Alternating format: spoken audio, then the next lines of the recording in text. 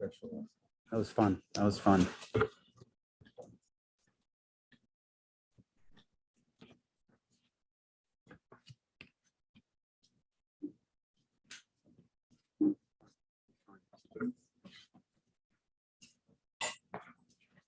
Okay, good morning, everybody.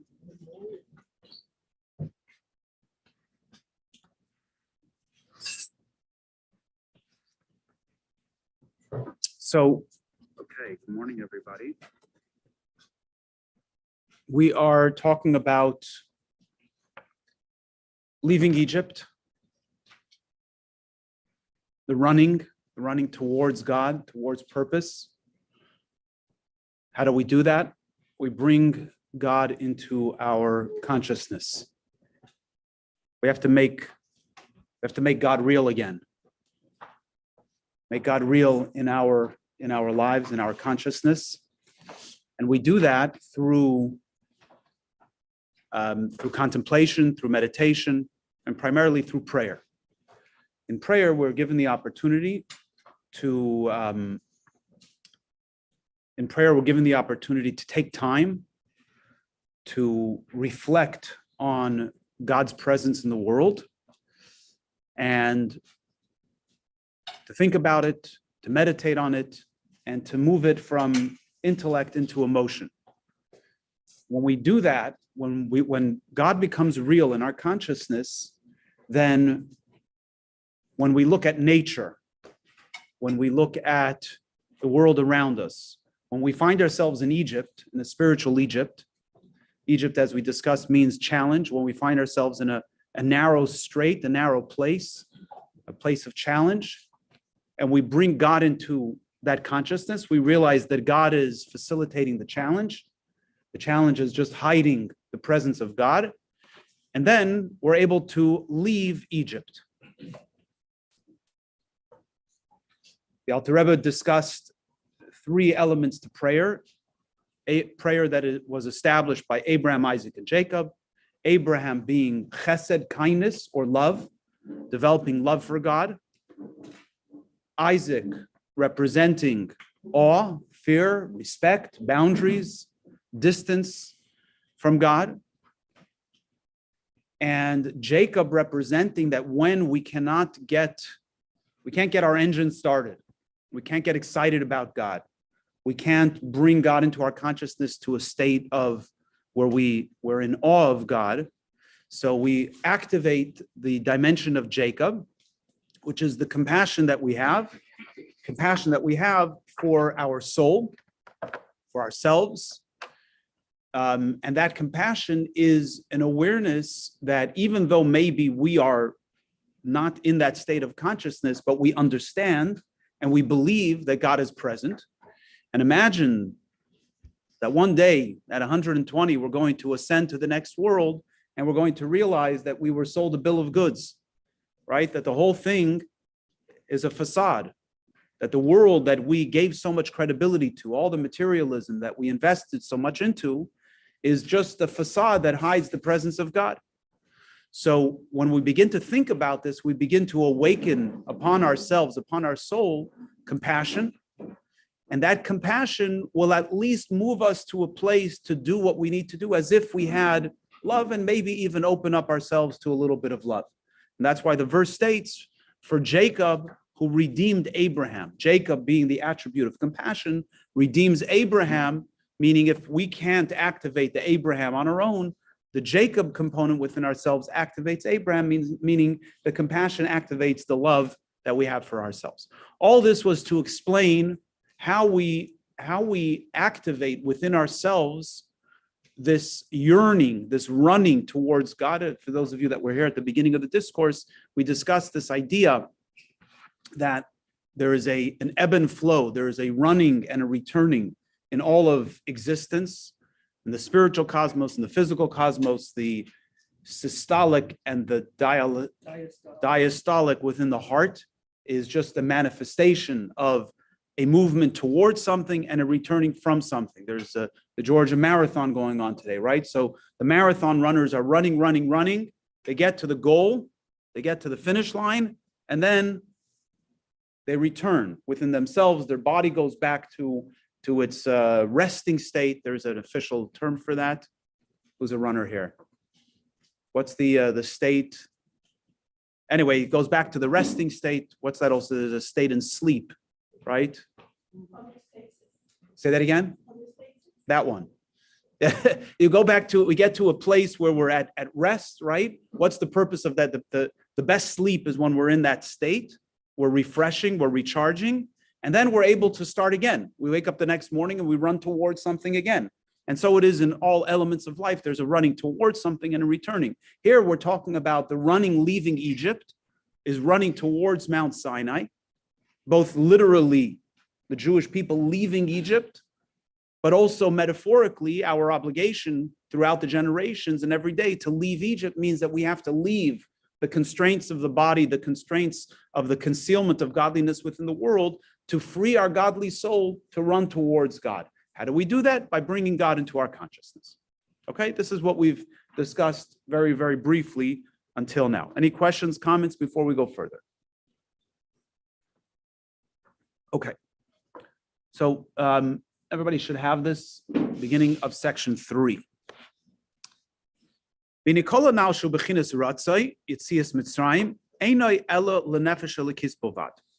This idea, this exodus from Egypt that we've been talking about, is relevant to the godly soul only. Because the godly soul, the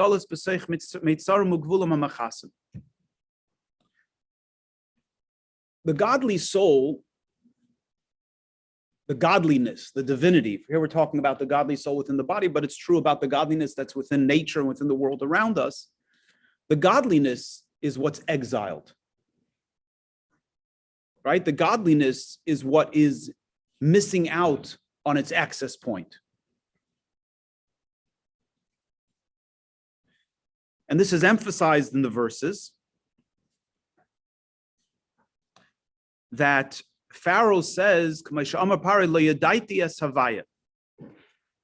remember we discussed the idea that the names of God, the Yud Kei Vav Kei, Havaya versus Elokim.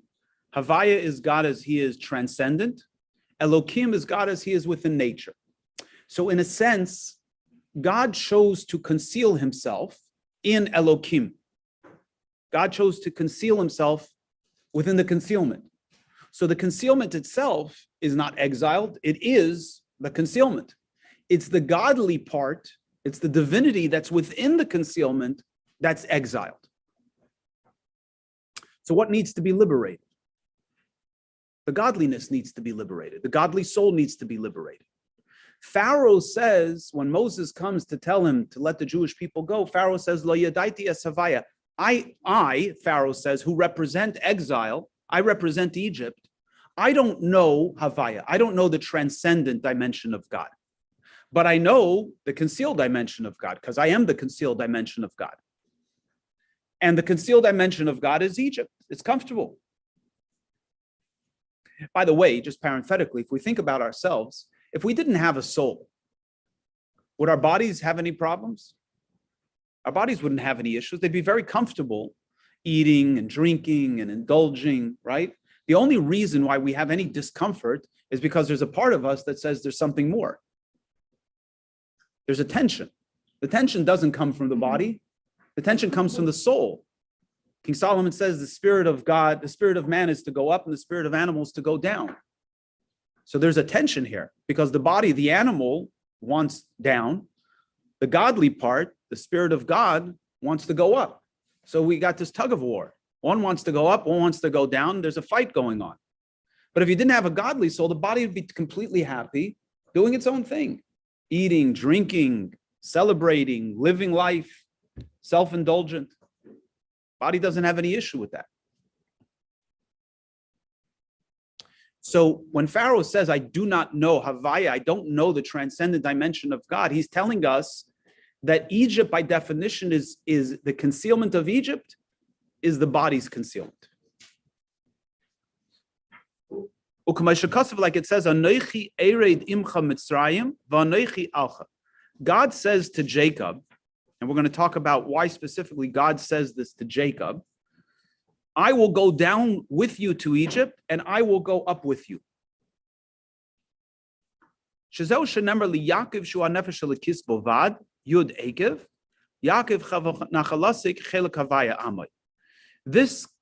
statement that God made, he made to Jacob, as opposed to Israel. Hold that thought for a second. Vayar Yisrael siyada g'dayla asher asa Hashem sheYisrael bovad shu hanefesh elikis ki Yisrael ala b'machshava Yisrael li reish Yisrael bovad ro asher asa havaya. The name Jacob in Hebrew, Yaakov, is made up of two things. Yud, the letter Yud, the Hebrew letter Yud. If you look on your paper, it's the paragraph that begins, Yaakov refers to the godly soul alone.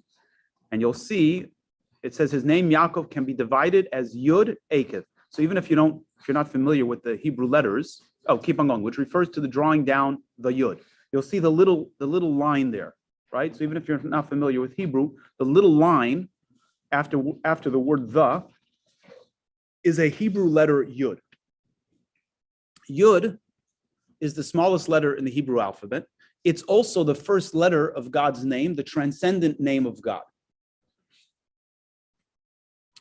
Jacob, the name Jacob, is comprised of the Yud, which represents the transcendent dimension of God, and Akev means a heel, the heel of a foot. The heel represents the most physical dimension of the person, right? It's touching the ground, it's on the earth, it's the bottom, there's very little life, there's very little sensitivity there. So what is a person? What is the Jacob person? The Jacob person is a merge between God and physicality. Israel represents the soul on its own. The name Israel represents the soul on its own. In fact, the angel who gave Jacob the name Israel said, "For you have struggled with man and with God, and you have prevailed." So the dimension of Israel is a prevailing. It's not engaged in the battle. Jacob is engaged in the struggle. Israel transcends the struggle.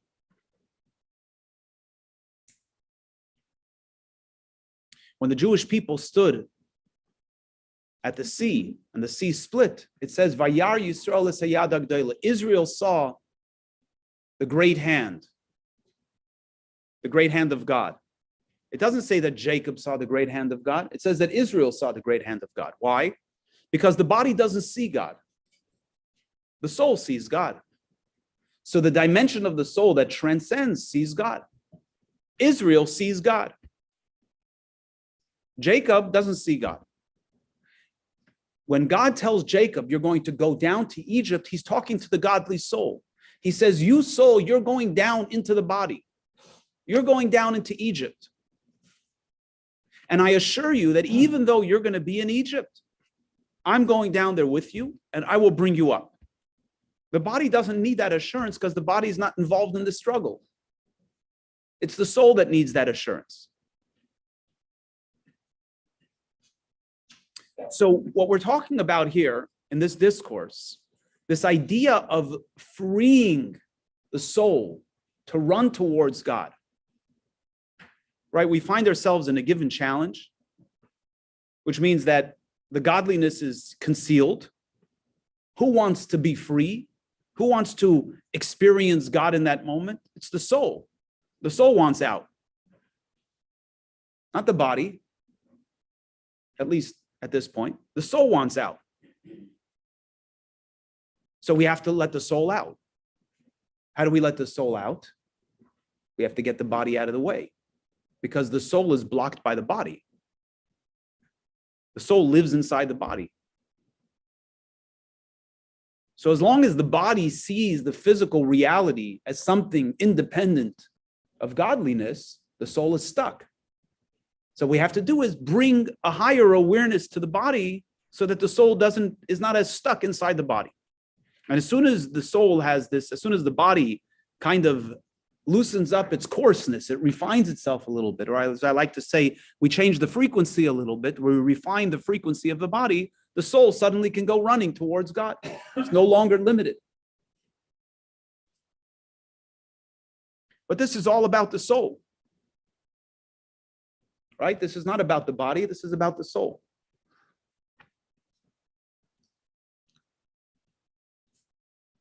Oh, you mean this world or what we're talking about right now?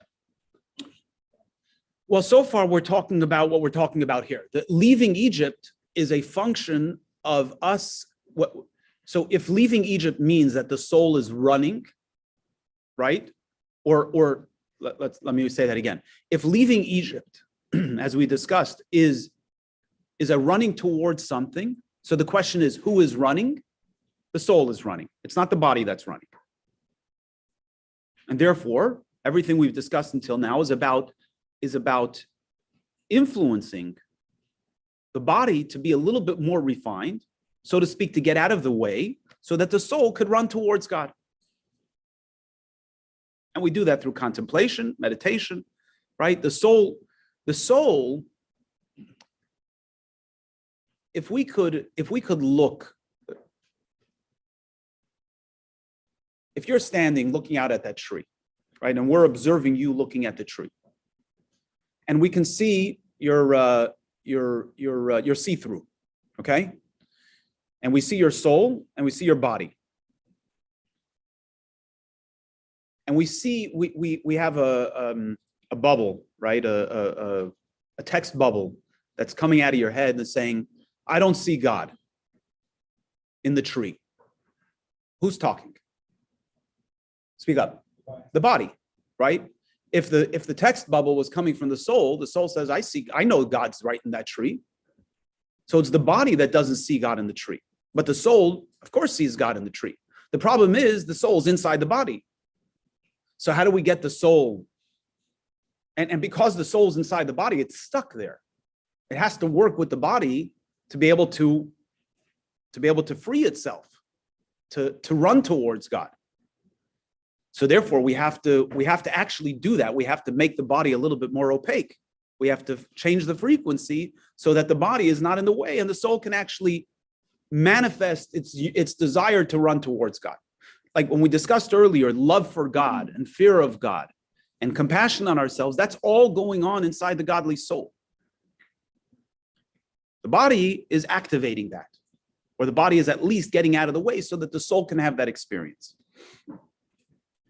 Transparent. Transparent, yes, thank you. How does the Rebbe know this? His body is there, right? You see the question? No, elaborate. You just said the text bubble is coming out of the body. It's not from the soul. The soul wants to go towards or sees it, not in the tree. But how does the Rebbe know this writing? Oh, it's a great question. I remember once our Rebbe talking, and the Rebbe began to cry about the body of Moses. That he said, even though Moses is a body and it's a holy body, but it's still a body. The Alter Rebbe, if you want to talk about any of the Rebbes, the Alter Rebbe, there was a common refrain that the Alter Rebbe, this is passed down through the generations. The Rebbe spoke about it many times, that while the Alter Rebbe would be in middle of prayers, he would suddenly fall onto the floor in a trance, and he would proclaim, he would say, I don't want your this world. I don't want the next world. I don't want your Garden of Eden. I don't want the highest divine revelations. I want only you. Because the Alter Rebbe understood what was this wanting? Because he knew that even though he was a righteous person, he was a tzaddik, he had this profound yearning, but as long as the soul is in the body, it's limited. It can't have that union with the divine. So it gets some kind of pacification, right? We get a mitzvah. A mitzvah connects us with God. Maybe God would give him some sense of divine revelation of some of the supernal worlds. He said, I don't want that. That's not the real deal. Those are all revelation. I want you alone, right? So the Alter Rebbe was also a soul in a body. His body was holy, so but it still limited him. So if anybody understood the limitation of the body, it's somebody whose soul is on fire, whose soul recognizes the true essence of God and still sees their limitation, right? Our problem is that our souls are so exiled in our body that it's only on occasion that the soul's energy kind of manifests itself. But when it does manifest itself, we feel that tension. If your soul's on fire, if your soul's in tune, you feel that tension that much more often. You're pulled towards something. And as you get pulled towards something, you realize you can't have it. So what do we do in this world? This is the whole punchline. If you want to know the whole punchline of the entire book of Tanya, this is it. The Zohar says that no thought can grasp God. So how do we connect with God? There's only one way to truly connect with God on this earth. How is that? Action. It's actually two ways. Action and studying Torah. Studying Torah, we bring God into our being because it's God's wisdom and will. And when we do God's commandments, we connect with God because that's how God makes himself available to us. God says, you want to have a relationship with me? Do what I ask you to do. But that's the actualization of that connection. Here we're talking about spiritual service. Spiritual service is liberating the soul. Liberating the soul meaning that the soul should experience that yearning.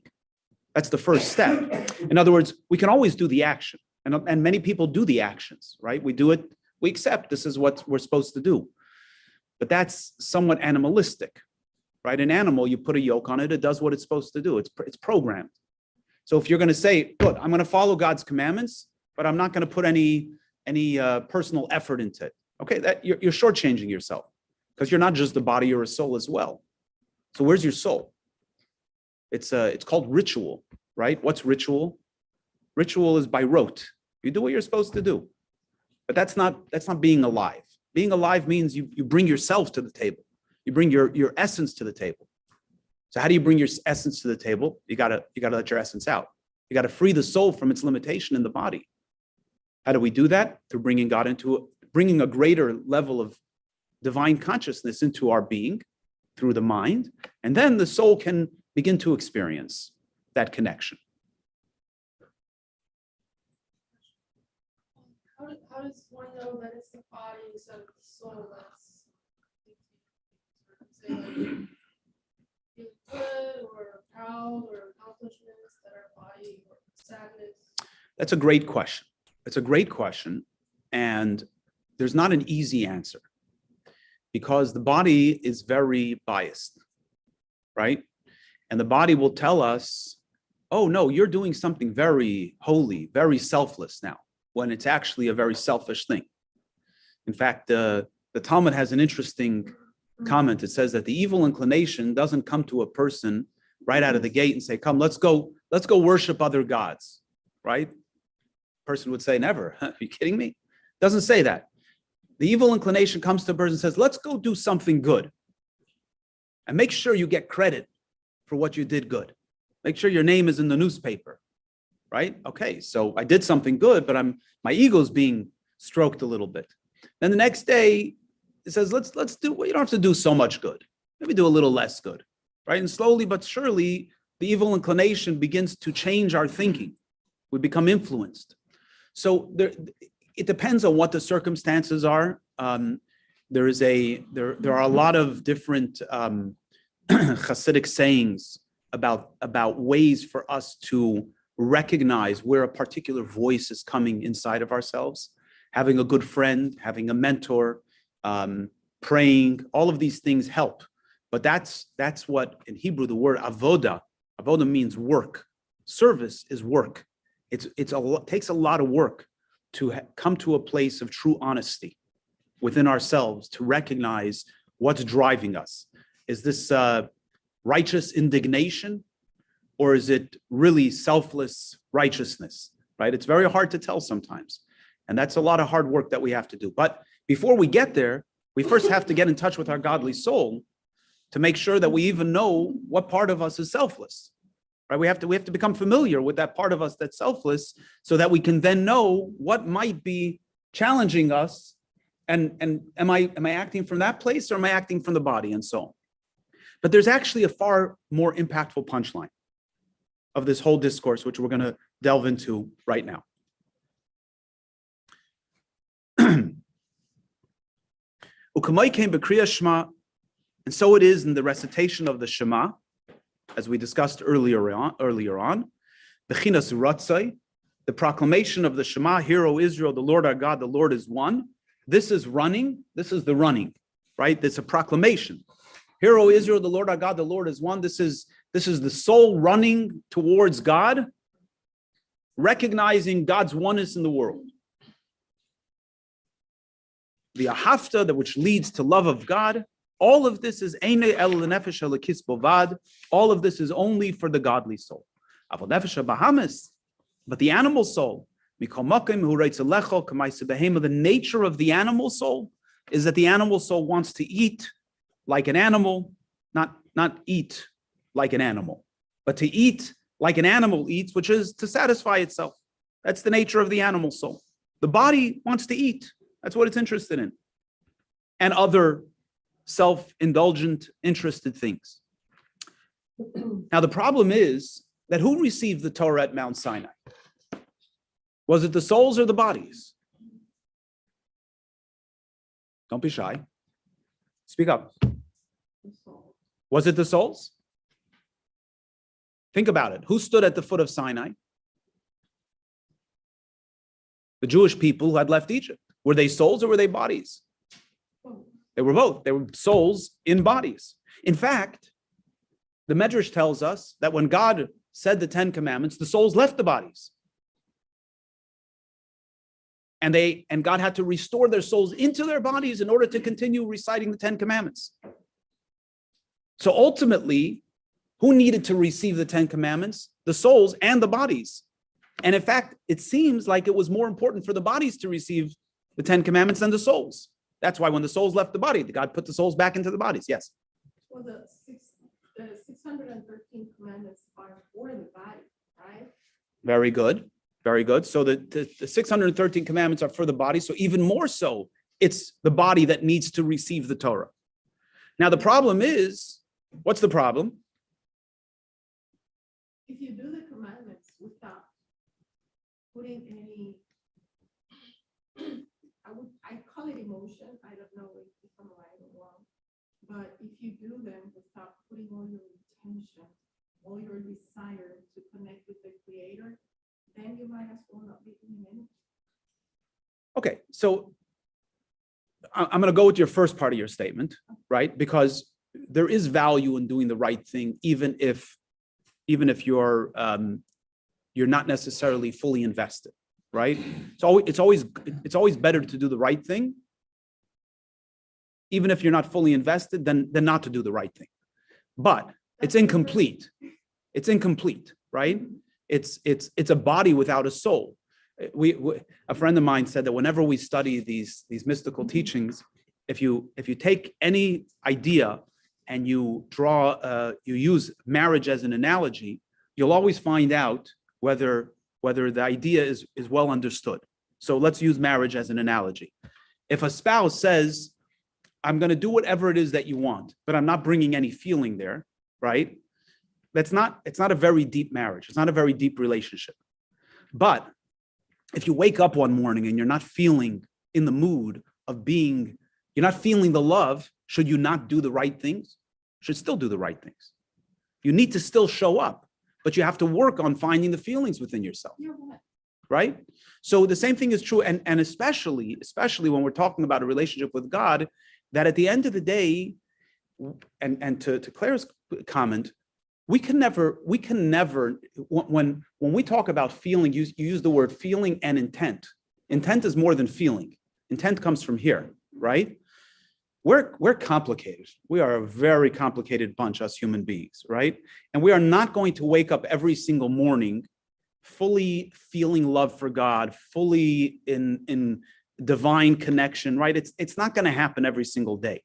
So if we wake up in the morning and say, I'm not feeling it, so therefore I'm not going to do it, that's not much of a relationship either, right? Do I only show up when I'm feeling in love? Then I'm not actually in love with you, as we discussed prior. I'm in love with myself and how I feel about you, or how you make me feel about you, or how you make me feel about me, right? I'm not in love with you. I'm in love with myself.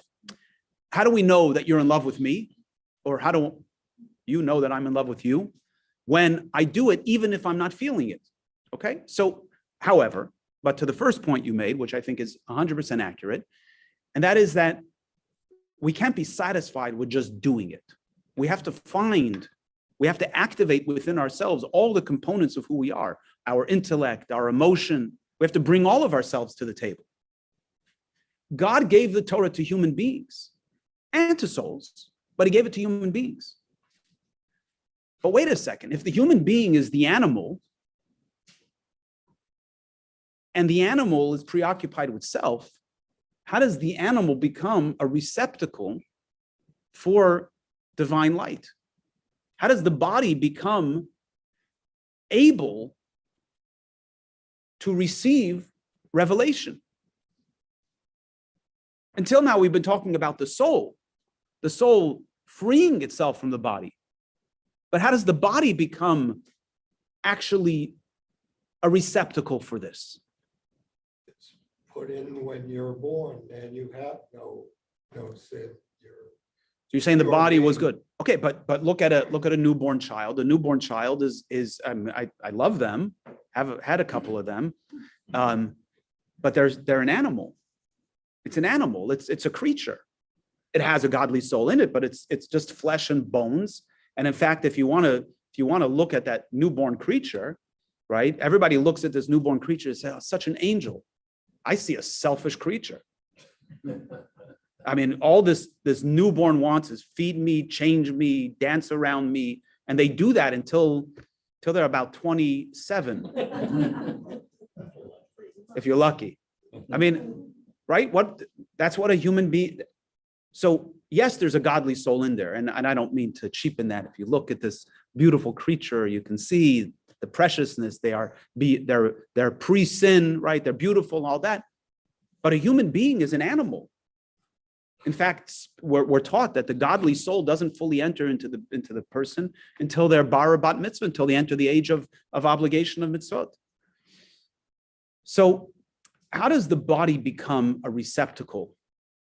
We have to, you have to put coffee into a cup. You can't put coffee into a satchel. It doesn't work. The satchel, well, you could, but you can't really drink it from there. A satchel is not a receptacle for coffee, right? If you want to see, you got to put on glasses. You don't put on, a cup. Doesn't help you see, right? Yeah, every flow needs to have the right type of receptacle. So the body needs to be refined. It needs to be prepared to be a receptacle for godly light. And that's the question on the table. How does that happen? But before we address the answer, let's finish this little section, and then we're going to do some discussion outside of the discourse, and then we'll come back into the discourse. So he says like this: in order for the body to receive the Torah, which is the revelation of divine will, anthropomorphically. Here below, it was necessary for there to be a refining and an alignment of the animal soul as well. Hold that thought for 1 second.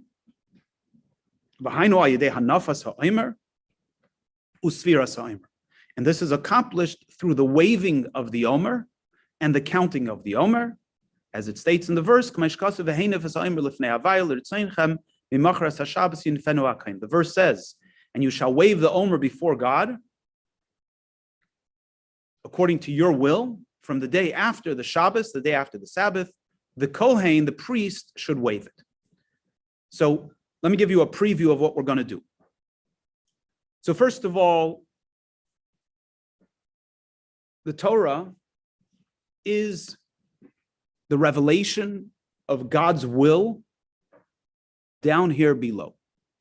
What does that mean? That means that if today I want to go take a walk on the Beltline, right? And I want you to walk with me. So my will is expressed. My will is very, very deeply connected with who I am.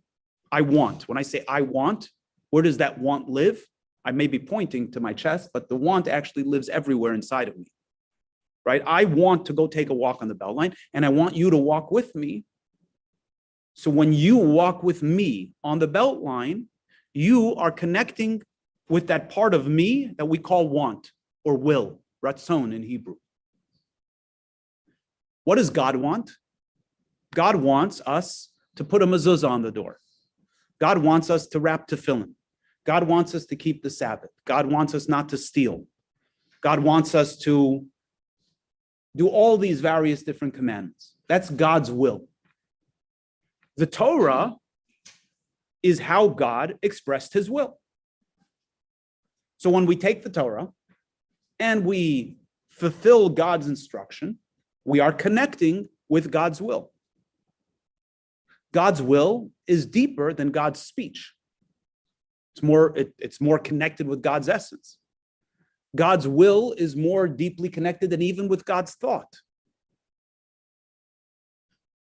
As we discussed in that discourse that we studied before Rosh Hashanah, that will is actually the highest expression of the person. It drives everything. A person's will drives their thinking, it drives their feeling, it drives their actions. So will is extremely deeply connected with a person's essence. So God's will is deeply connected with God's essence. God expressed his will to us through the Torah. Now, tell me your name, please. Alicia. As Alicia correctly said, who fulfills God's will? The body, right? The soul can't wrap tefillin. The soul can't put a mezuzah on the door. The soul can't keep kosher because the soul is a spiritual entity that lives inside the body. The body does all those things. The soul can't not steal. The body can not steal. The soul can not steal, whatever. You figure that out. So not only that, the soul doesn't want to steal, right? So that's not where the problem is. The problem is in the body, right? So we have to, in order for the body to receive God's will, there's one thing that needs to happen before the soul can receive God's will. What is that?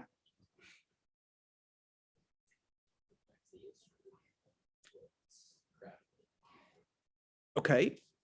Give me something, desire. You have to want to. You have to want to do what God wants. Now, why would I want to do what God wants? I haven't seen God in a while. So the word in Hebrew is bitul. Bitul. Bitul is correctly translated as self-abnegation. That's one English word. Try that on for size. Abnegation or nullification, right? Self-nullification, which means there's no me, right? I don't have any desire. I want to do only what you want to do. But I have over the years, as we have learned to take Hasidus, the teachings of Jewish mysticism, and translate them for the masses, we've come up with better words that actually reflect better this idea. They used to use the word transparent, but that doesn't resonate so much with me. Here's the word I like: alignment. The body needs to be aligned with God. Now, alignment doesn't mean that everything is figured out. It means I'm aligning myself with you. Whatever you want me to do, I'm going to do. Not because I love to, not because I understand it, not because I feel it, but because I have chosen to align myself with you. So the body needs to align itself with God. And when the body aligns itself with God, when the body aligns itself with what God wants, then the body can now do it. This is not sophisticated. This is not a complex equation. I'm not going to do what you want me to do unless I choose to do it, right? Why will I do what you want me to do? Because I've chosen to align myself with you, period. If you asked me to come with you today on the Beltline, why would I want to do that? I'm not interested. So why would I decide to do it? Because whatever. I think you're awesome. I want to connect with you. It makes sense to me. It feels good to me. Whatever it is, whatever the reason is. But it's about, I'm aligning myself with what you want. Come on the inside. There's some seats over here. Or you can sit at the edge over there.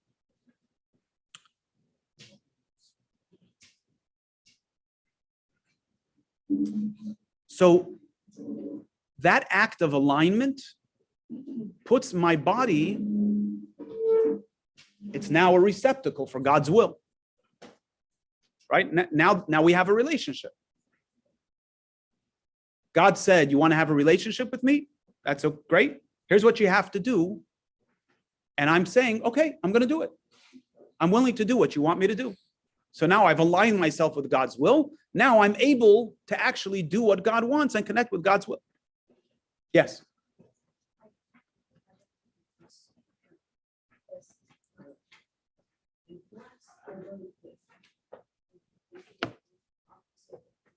Speak up again. Sorry.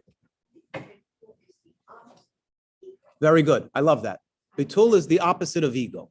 So ego, I actually heard Rabbi Taub, if you're familiar with Rabbi Taub, I once heard a class on Tanya from him, and he actually used a very interesting, he said that he gave a talk on this, and somebody came over to him afterwards and said that bitul, which is the Hebrew word for this alignment, is actually, you can play with the word in English, it's be a tool, right? So I am choosing to be a tool for God.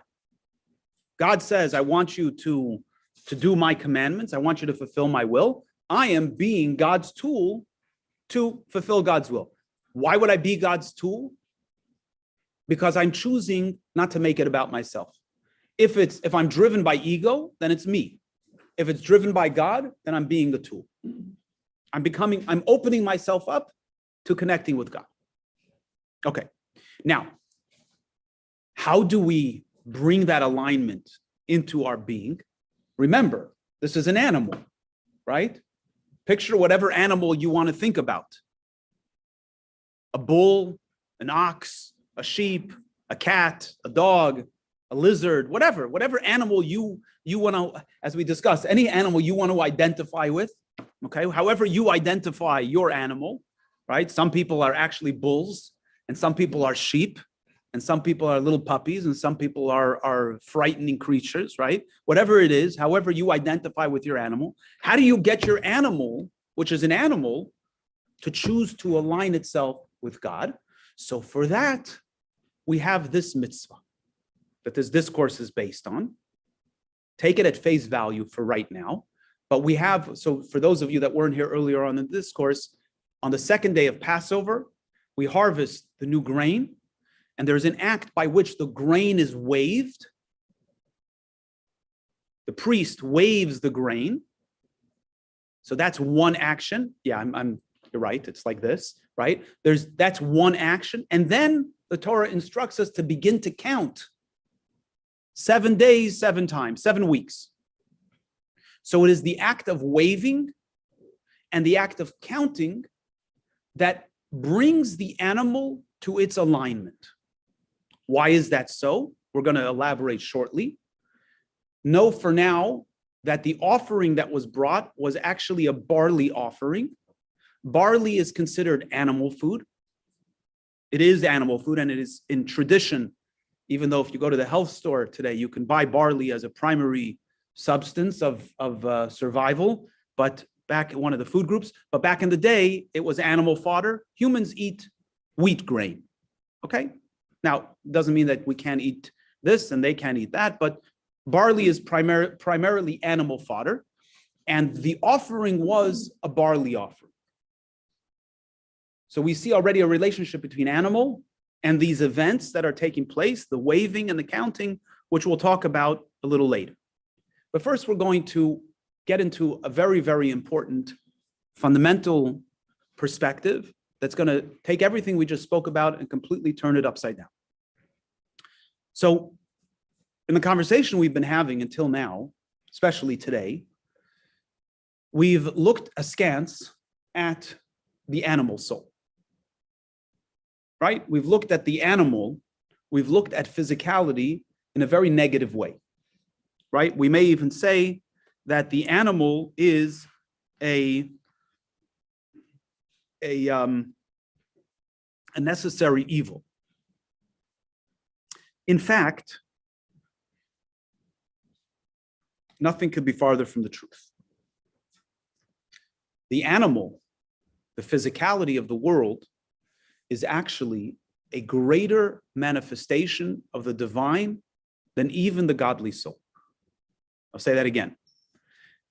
The animal, physicality, is actually a greater manifestation of the divine than even the animal soul.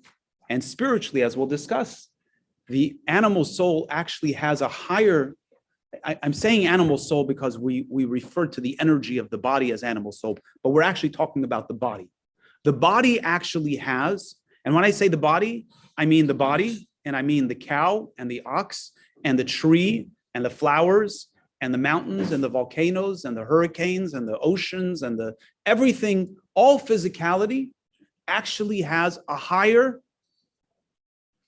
divine source than even the godly soul.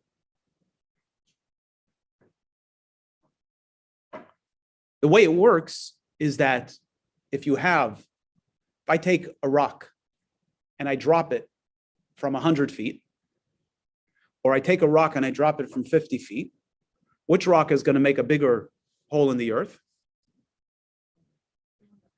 The one that comes from higher, 100 feet. So something that has a higher origin, when it comes down here into this earth, it manifests itself as lower. It's the nature of things. Now, before we get into the text around this, let's understand something. Is there anything in this world that itself is bad? Is there anything in this world that itself is bad? Can you think of anything?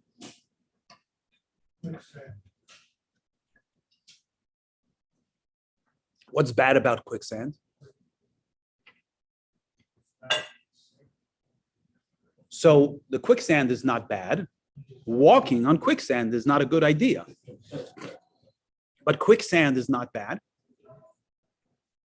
Come on. When you say thing, is that including actions or just? No, actions are not things. Actions are actions. But let's talk about an action. Let's talk about an action. Taxes. But let's talk about an action. Let's find a somewhat of a not too serious kind of action. Okay, so that's the action, right? The cocaine itself is actually a very valuable substance. It's used in medications, right? And the person themselves they're not a bad person. It's the act of snorting cocaine. Okay, so is breathing, is that bad in and of itself? No. It's when you're breathing, you put this substance that's harmful to you. And the reason why it's bad is because it's harmful to you. Now, I don't want to overplay this because I don't want anybody to get any ideas today. But the point is, if we dig down, it's usually intention or how we use the creation, how we use things of this world that makes it either a positive or a negative act, a holy or an unholy act.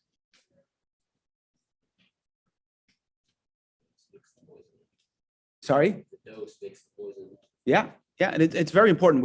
I just wrote an article, I mentioned this last week, for the Blue Dove Foundation. We have the holiday of Purim coming up. In the holiday of Purim, there's a tradition to drink a lot of alcohol. And the question is, how do people who are in recovery deal with that? And I think people who are in a healthy place in recovery, at least with alcohol, because many drugs actually are dangerous, right? Like, but if you break it down, many drugs, they actually, when they're like you said, the dosage, right? When it's combined and I'm sorry, They're misused, but the substance itself, alcohol itself is not bad. Alcohol is served, first of all, it's used in many positive other kind of necessary mixtures. And even drinking alcohol is not bad, right? A little wine helps create social comfort. Many great mystics would drink a little bit of wine to loosen themselves up, right? And many great teachings of Torah were taught. So it's not the act of drinking. When the wine becomes bad, then the recovery is out of place. It's not the wine that's bad. It's that I don't have control over it. It's not that a knife is a bad thing. A knife is a neutral thing. It just is a thing. If I take it and stick it into you, it's a bad thing unless I'm performing surgery and I actually know how to perform surgery. And it's the right type of knife for that, right? You need all those other ingredients there to make sure that it's actually a positive thing. So it's intent and it's how the thing is being used that determines whether this is a positive or a negative.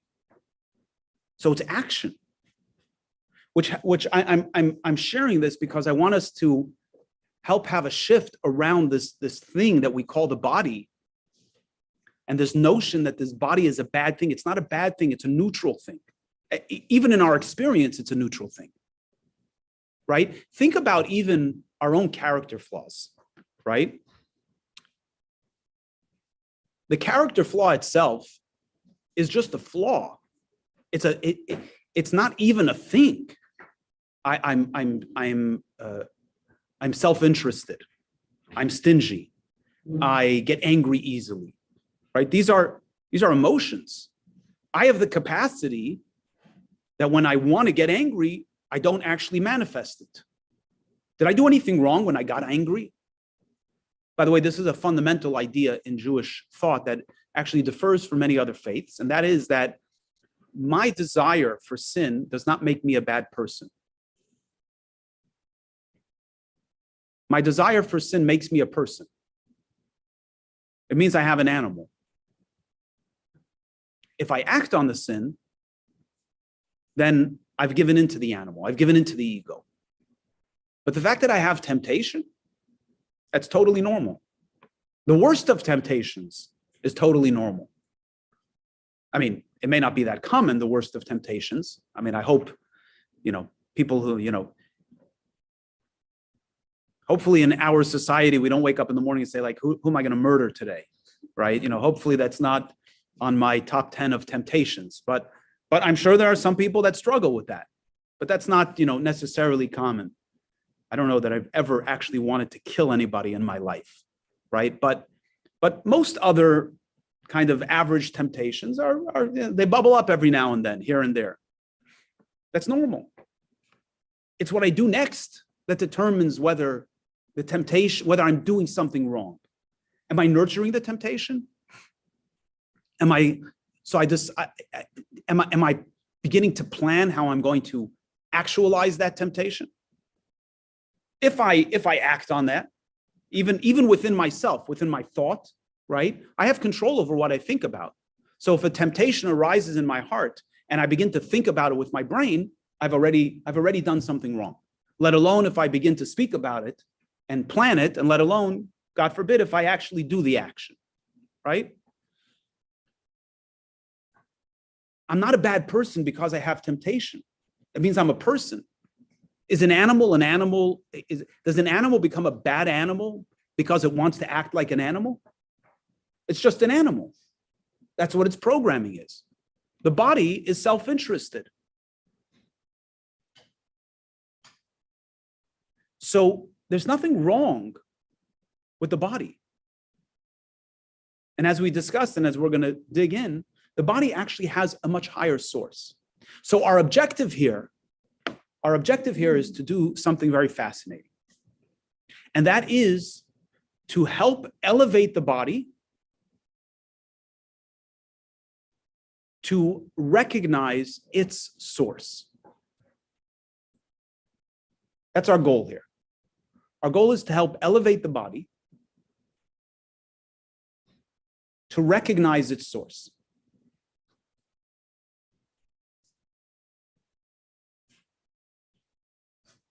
When the body recognizes its source, then it wants to act in alignment with its source. If you can explain to the body how, wow, you are such a powerful, such an amazing manifestation of God on this world, on this earth. You may not want to, but know who you are. And therefore, you can act in concert, in alignment with that profound source. What we just did is we took the body and we literally aligned it in a most profound way with God. Which, by the way, when we think about this within ourselves, right? If we can look at ourselves, if when we have a temptation of any sort, if we're able to elevate our consciousness for a moment, remember, we're not talking about the godly soul's consciousness, the body's consciousness. If we can have a conversation with our body, right? Let's do something simple. We're coming up with anger. And I want to let out that anger on somebody. If I could take a moment and have the following conversation with my body. Hey, Mr. Body, do you know where you come from? You know that person that's working at you, trying to get you nervous, or the fact that you are being triggered by them is all part of a master plan. And you, Mr. Body, you come from the heavenly throne. You are a part of God. In fact, you have a higher source than your godly soul. You are actually a manifestation of the divine on this earth. You're a prince. You're a princess. You're this beautiful creature of God. Do that for like 3 minutes. If you can actually pause and have that conversation, you wouldn't want to get angry anymore. Because you realize, like, I'm going to get angry. I'm godliness. Why would I get angry? What are you doing when you're having this conversation?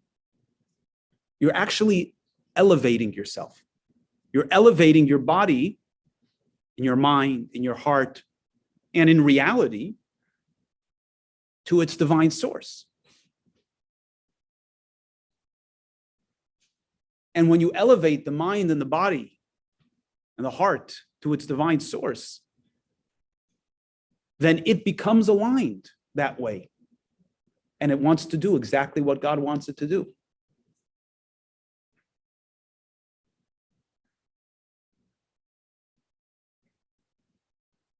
So next week, we're going to break down where the spiritual source is of the animal. We're going to talk about where it is in the spiritual cosmos.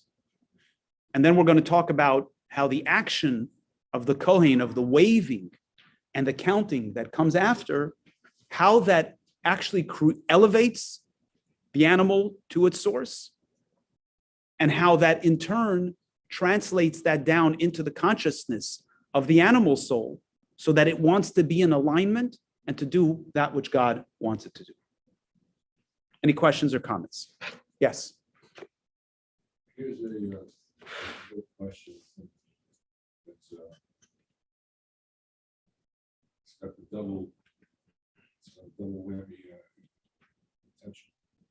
There was a non-profit organization that made shoes for children in the South American country. People made shoes because the children had no shoes, but there was also a shoe manufacturer in that country. Literally, by doing good, thought that they were doing something good for the country. People at the manufacturing plant had lost their jobs and fell into poverty. So, with the intention of doing good, they caused more suffering to the country's economy. So, sometimes we think we're doing good for somebody, but we're also perpetuating a cycle of a certain kind of cycle, which keeps them in the negative state. So I just want to know if you comments. In the Sadaka, when it becomes It's an interesting story, but I don't know how it's directly relevant here. I think, people's actions, people are held liable for their actions and their intentions, and some things happen outside of our control that become questions of theology. In other words, the person, again, if the person did all of their responsible research and they made the best decision that they can and so on and so forth, and something that they were unaware of, that's also part of the master plan. So you have a theological question, why would God allow for that to happen? But we're talking about what goes on inside the person. What's driving the decisions that we make? How do we align ourselves? That's where the question lies. We're not in control of outcomes, which is actually another fundamental part of faith, is recognizing that we're not in control of outcomes, right? Other questions or comments? It's just like perfecting the instrument, but also divine harmony. So if you're a perfected instrument acting with this divine harmony, you're not going to fall into situations of self-service and unintended consequences. Yeah, I think that's very true. I think that's very true. If these things that subjectively people are judging as bad are happening despite acting in divine harmony, then I guess it helps appreciate that, yes, these are subjective perceptions of those who are probably not in divine harmony.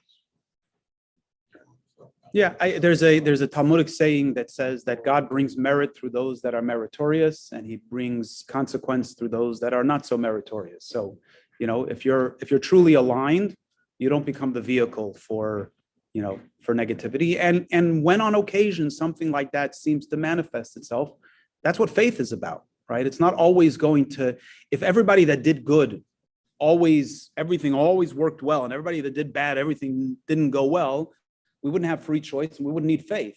It would just be a simple mathematical equation, right? So there has to be some, that's not the reason why it's there, but that's the reality, is that there's always going to be things that challenge what makes sense to us intellectually. And that's where faith comes in, to trust that there's a master plan, that there's a God that runs the show at the end of the day. And we're not given to understand everything. All right, folks, have a great Sunday, a great week.